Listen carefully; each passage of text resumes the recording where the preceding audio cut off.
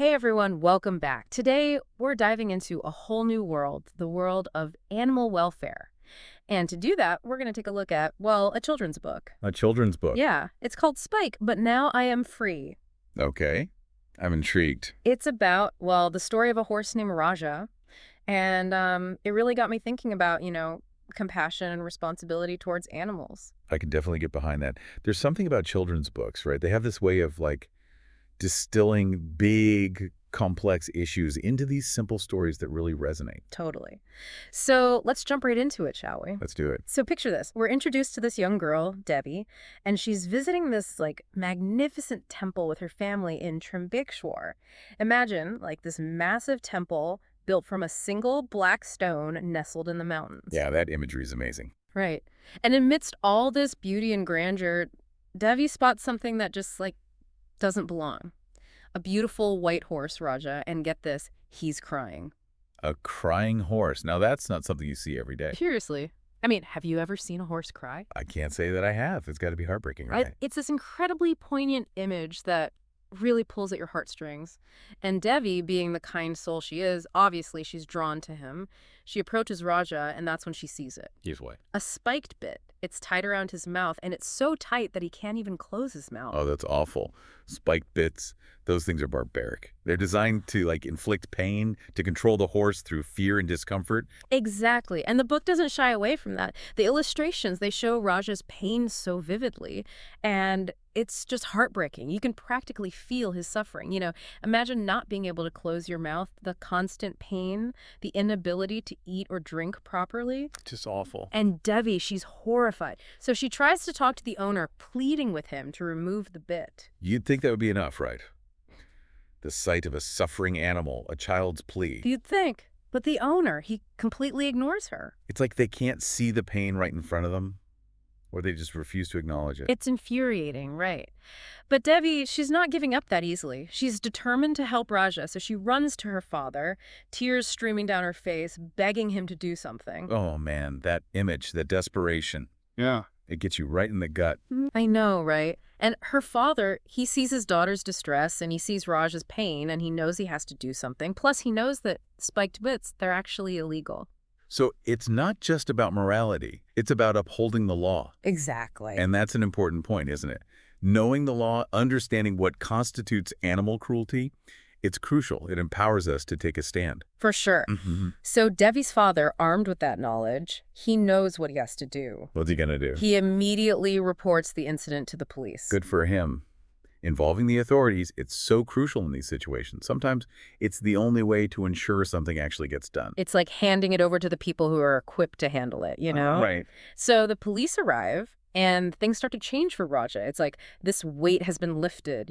Totally. The police, they become the symbol of hope, wouldn't you say?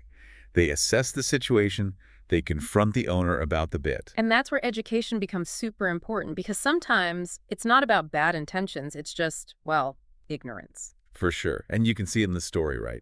The owner, once he's confronted, he has this realization, oh, wow, I messed up. He promises never to use that kind of bit again. And you can just feel the relief in the air. They remove the spike bit, and you can practically see Raja sigh in relief.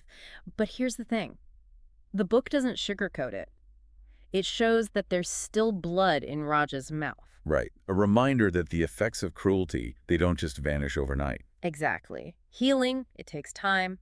And sometimes it leaves scars. Physical and emotional. So powerful, right? But then there's this interesting character, a Panditi, who's been watching everything unfold. And he approaches Devi and her father, clearly moved by what they did. It's like the story shifts gears a little here, wouldn't you say? It becomes about more than just rescuing an animal. Totally. It takes on this spiritual dimension. Exactly. And he says to Devi, he praises her courage. He talks about how even one person, even a child, can make a difference. It's a powerful message, right? That we all have that capacity within us. It's really inspiring. It is. And then he leaves them with this really thought-provoking idea. He says animals play an important role in alleviating human suffering, and they give us an opportunity to serve them and help us to earn good karma in return. Wow. That's quite a statement. It is. And it really makes you think, right? Our treatment of animals, it's not just about them. It's about us, too. our own spiritual growth, our own capacity for compassion. Like a reflection of our own humanity. Precisely. And it reminds me of something Ali McGraw once said. I have always felt that the way we treat animals is a pretty good indicator of the compassion we are capable of for the human race. So true. It's like, if we can't even show compassion to animals, then what does it say about us? Exactly. And, this story, as simple as it is, it touches on a very profound concept that's deeply rooted in Indian philosophy, ahimsa paramo dharma. Ahimsa paramo dharma. That sounds significant. It is. It essentially means nonviolence being the highest moral principle. The idea that harming any living being, human or animal, is inherently wrong. Wow. So we've gone from this little girl witnessing cruelty to her father taking action to this much broader philosophical idea of nonviolence as the ultimate virtue. It's incredible, right, how this children's book manages to weave together so many important themes. It really is. So after going through this deep dive, what are some key things our listeners can take away from Raj's story? Well, first and foremost, I think it's a reminder that we all have a responsibility towards animal welfare. Like Devi, we can't just be bystanders when we see something wrong. Absolutely. We have a voice and we need to use it. And it's not always easy, right? Speaking up. Yeah, for sure. It takes courage. Like Devi. She was just a kid, but she knew what was right, and she wasn't afraid to say something. And her dad, too. He could have just dismissed her, but he listened. Exactly. And he knew the law, which was huge. Yeah. Imagine if he hadn't known about the spiked bit being illegal, things might have gone very differently. Right. That knowledge gave him the power to act. It's a good reminder that knowledge is power, right? Yeah. In so many areas of life. Totally. So it's about speaking up, knowing the facts, and then what? What else can we learn from Raj's story? Well, I think it ultimately boils down to compassion. Not just feeling sorry for an animal, but really recognizing their inherent worth. They deserve our respect, our protection. It's about seeing them as living beings, feeling beings. Absolutely. And that compassion, it extends beyond just animals, right? It's about how we treat each other, how we treat all living things. It's all interconnected. So Raj's story, as much as it's about animal welfare, it's also about us. Exactly. Our values, our actions, the kind of world we want to create. Wow. This has been quite the deep dive. We started with a children's book and ended up talking about compassion, philosophy, the law. It just goes to show you, you never know where a story will take you. That's for sure. So as we wrap things up here, I want to ask you, our listeners, something to ponder. What will your Raja moment be?